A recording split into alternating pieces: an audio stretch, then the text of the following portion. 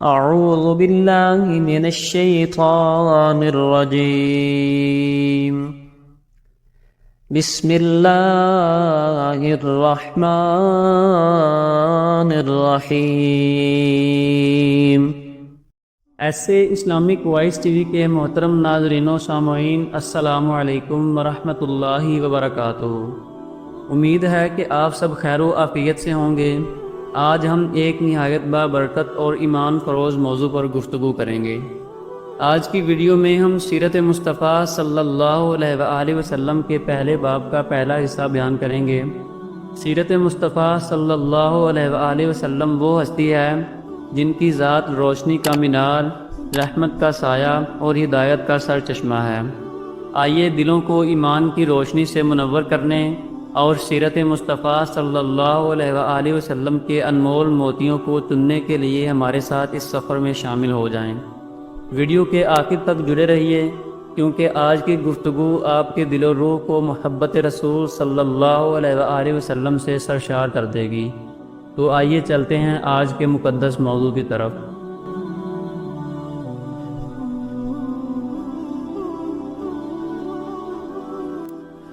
حضور اکرم، نور مجسم، شفیع محترم، حضور پر نور، شافع یوم النشور، حبیب کبریال حضرت محمد مصطفیٰ صلی اللہ علیہ وآلہ وسلم، آپ کا نسب شریف والد ماجد کی طرف سے یہ ہے: حضرت محمد صلی اللہ علیہ وآلہ وسلم بن عبداللہ بن عبد المطلب بن ہاشم بن عبد مناف بن قصی بن کلاب بن مرہ بن کعب بن لبی بن غالب بن فہر بن مالک بن نضر بن کنانہ بن خزیمہ بن مدرکہ بن الیاس بن مزر بن نزار بن معد بن عدنان۔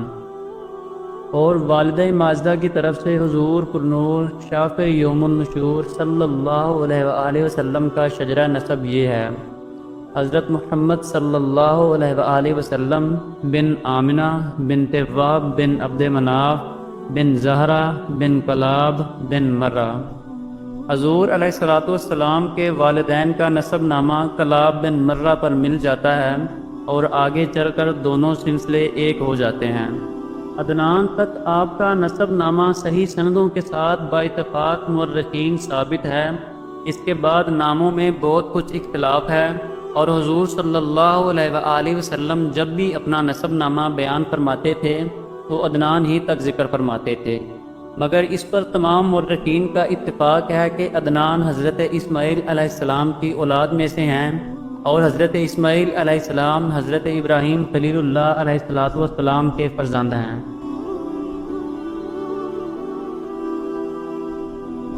حضور اکرم صلی اللہ علیہ وآلہ وسلم کا خاندان نسب و نجابت و شرافت میں تمام دنیا کے خاندانوں سے اشرف اور اعلیٰ ہے، اور یہ وہ حقیقت ہے کہ آپ صلی اللہ علیہ وآلہ وسلم کے بدترین دشمن کفار مکہ بھی کبھی اس کا انکار نہ کر سکے۔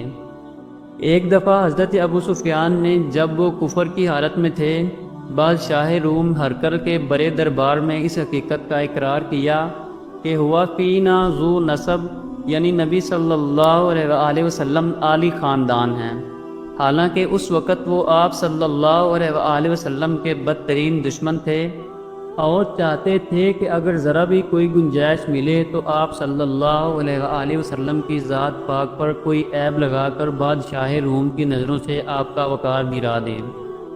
مسلم شریف کی روایت ہے کہ اللہ تعالیٰ نے حضرت اسماعیل علیہ السلام کی اولاد میں سے کنانہ کو برگزیدہ بنایا، اور کنانہ میں سے قریش کو چنا، اور قریش میں سے بنی ہاشم کو منتخب فرمایا، اور بنی ہاشم میں مجھ کو چن لیا۔ بہرحال یہ ایک حقیقت ہے کہ لہن نسب العالی فلیس کمثلہ حسیب نصیب منعم متکرم، یعنی حضور انور صلی اللہ علیہ وآلہ وسلم کا خاندان اس قدر بلند مرتبہ ہے کہ کوئی بھی حسب و نسب والا اور نعمت و بزرگی والا آپ صلی اللہ علیہ وآلہ وسلم کی مثل نہیں۔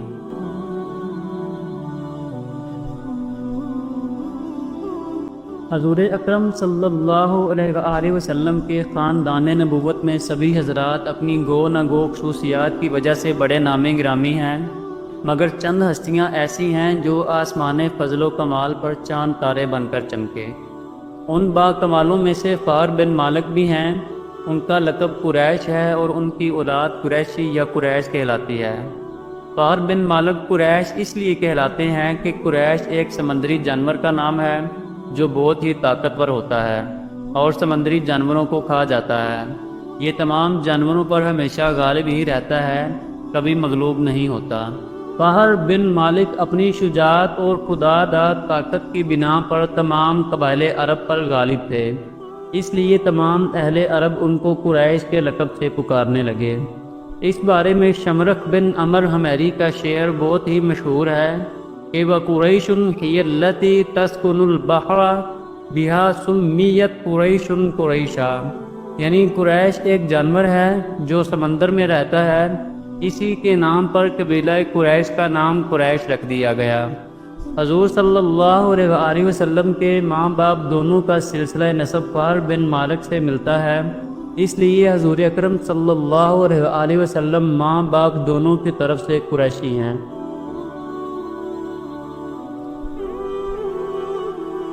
حضور اکرم صلی اللہ علیہ وآلہ وسلم کے پردادا ہاشم بڑی شان و شوکت کے مالک تھے۔ ان کا اصل نام عمر تھا۔ انتہائی بہادر، بے حد سخی اور اعلیٰ درجے کے مہمان نواز تھے۔ ایک سال عرب میں بہت سخت قحط پڑ گیا اور لوگ دانے دانے کو محتاج ہو گئے، تو یہ ملک شام سے خشک روٹیاں خرید کر حج کے دنوں میں مکہ پہنچے اور روٹیوں کا چورا کر کے اونٹ کے گوشت کے شوربے میں سرید بنا کر تمام حاجیوں کو خوب پیٹ بھر کر کھلایا۔ اس دن سے لوگ ان کو ہاشم یعنی روٹیوں کا چورا کرنے والا کہنے لگے۔ حضور نبی کریم صلی اللہ علیہ وآلہ وسلم کے پردادا ہاشم عبد مناف کے سب لڑکوں میں بڑے اور باصلاحیت تھے، اس لیے عبد مناف کے بعد کعبہ کے متولی اور سجادہ نشین ہوئے۔ بہت حسین و خوبصورت اور وجیح تھے۔ جب سن شعور کو پہنچے تو ان کی شادی مدینہ میں قبیلہ خزرج کے ایک سردار عمر کی صاحبزادی سے ہوئی جن کا نام سلمہ تھا، اور ان کے صاحبزادے عبد المطلب مدینہ ہی میں پیدا ہوئے۔ کیونکہ ہاشم 25 سال کی عمر پا کر ملک شام کے راستہ میں بمقام غزہ انتقال کر گئے، اس لیے عبد المطلب مدینہ ہی میں اپنے نانا کے گھر پلے بڑھے، اور جب 7 یا 8 سال کے ہو گئے تو مکہ آ کر اپنے خاندان والوں کے ساتھ رہنے لگے۔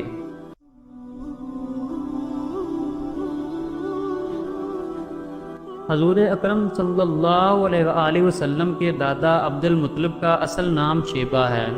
یہ بڑے ہی نیک نفس اور عابد و زاہد تھے۔ غار حرا میں کھانا پانی ساتھ لے کر جاتے اور کئی دنوں تک لگاتار اللہ تعالیٰ کی عبادت میں مصروف رہتے۔ رمضان شریف کے مہینے میں اکثر غار حرا میں اعتکاف کیا کرتے تھے اور اللہ تعالیٰ کے دھیان میں گوشہ نشین رہا کرتے تھے۔ رسول اللہ صلی اللہ علیہ وآلہ وسلم کا نور نبوت ان کی پیشانی میں چمکتا تھا اور ان کے بدن سے مشک کی خوشبو آتی تھی۔ اہل عرب خصوصاً قریش کو ان سے بڑی عقیدت تھی۔ مکہ والوں پر جب کوئی مصیبت آتی یا قحط پڑ جاتا تو لوگ عبد المطلب کو ساتھ لے کر پہاڑ پر چڑھ جاتے اور بارگاہ خداوندی میں ان کو وسیلہ بنا کر دعا مانگتے تھے تو دعا مقبول ہو جاتی تھی۔ یہ لڑکیوں کو زندہ درگور کرنے سے لوگوں کو بڑی سختی کے ساتھ روکتے تھے اور چور کا ہاتھ کاٹ ڈالتے تھے۔ اپنے دسترخوان سے پرندوں کو بھی کھلایا کرتے تھے، اس لیے ان کا لقب مطعم الطیر یعنی پرندوں کو کھلانے والا ہے۔ شراب اور زنا کو حرام جانتے تھے اور عقیدہ کے لحاظ سے موحد تھے۔ زمزم شریف کا کنواں جو بالکل پٹ گیا تھا، آپ ہی نے اس کو نئے سرے سے کھدوا کر درست کیا اور لوگوں کو آب زمزم سے سیراب کیا۔ آپ بھی کعبہ کے متولی اور سجادہ نشین ہوئے۔ اصحاب فیل کا واقعہ آپ ہی کے وقت میں پیش آیا۔ 120 برس کی عمر میں آپ کی وفات ہوئی۔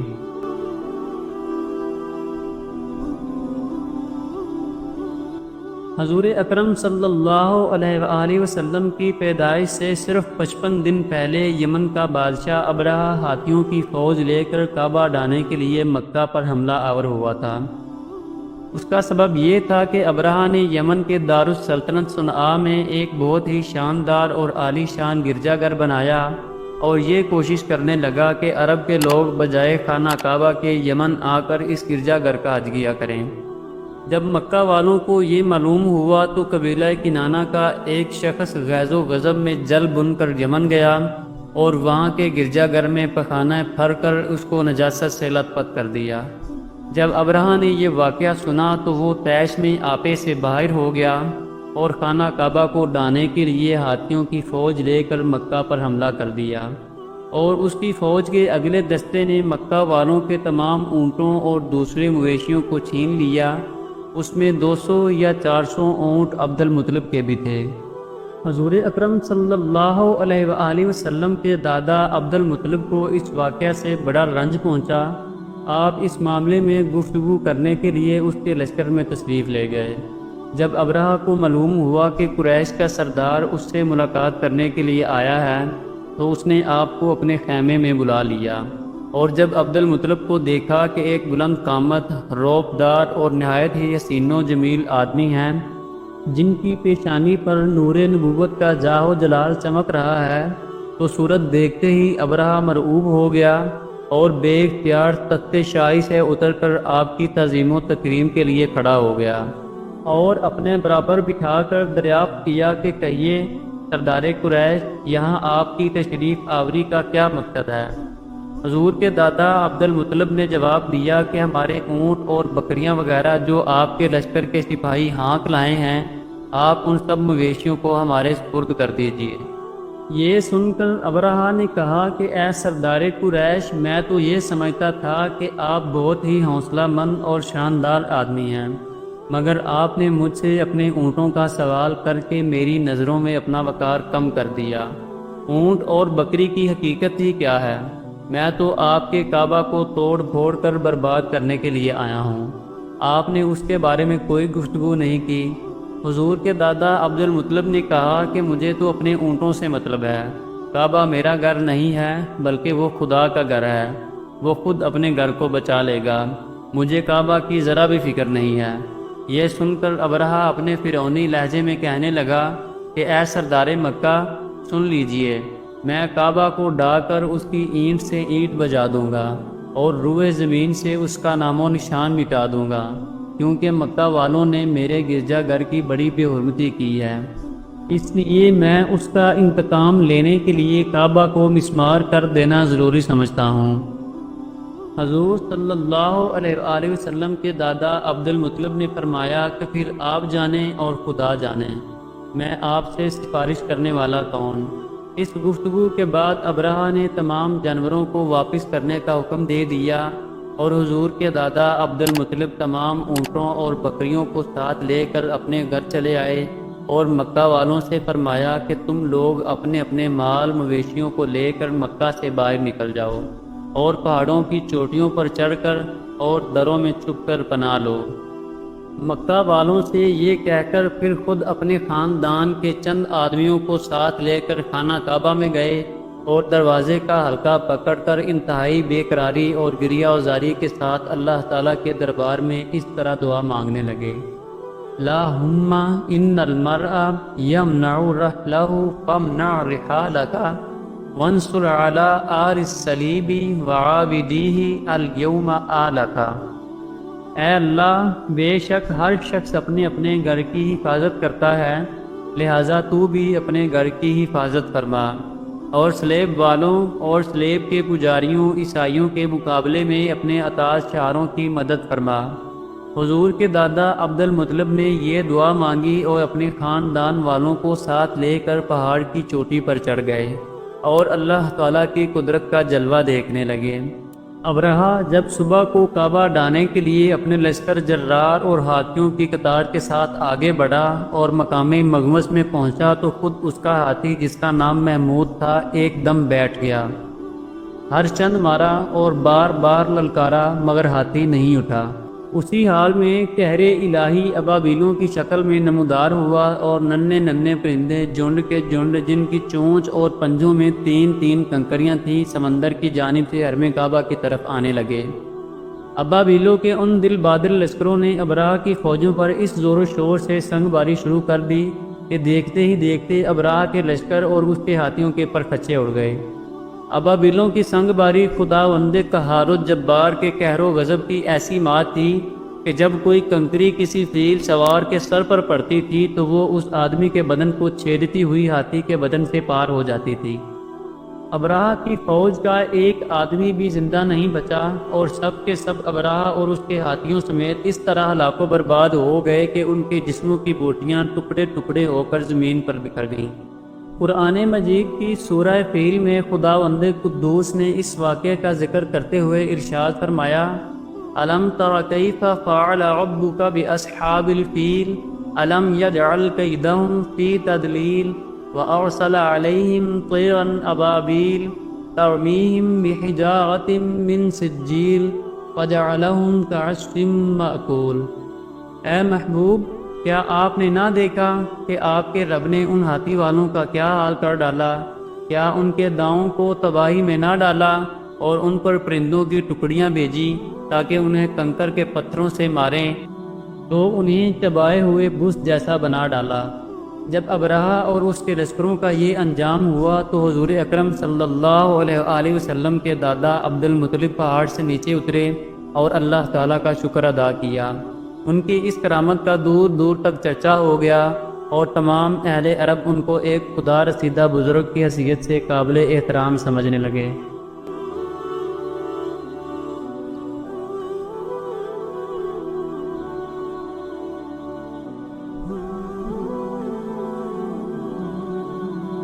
جی تو ناظرین محترم، یہ تھی ہماری آج کی ویڈیو۔ امید ہے کہ آپ کو پسند آئی ہوگی۔ اپنی قیمتی رائے ہمیں کمنٹ میں ضرور بتائیں تاکہ ہم مزید بہتری لا سکیں۔ اگر ویڈیو پسند آئی ہو تو اسے لائک کریں اور صدقہ جاریہ کی نیت سے اپنے دوستوں اور عزیزوں کے ساتھ بھی شیئر کریں۔ آپ کی حوصلہ افزائی ہی ہمارے لیے سب سے بڑا انعام ہے۔ اپنی دعاؤں میں ہمیں یاد رکھیے گا۔ انشاءاللہ اگلی ویڈیو میں آپ سے دوبارہ ملاقات ہوگی۔ تب تک کے لیے اپنا اور اپنے پیاروں کا ڈھیر سارا خیال رکھیے گا۔ اللہ نگہبان۔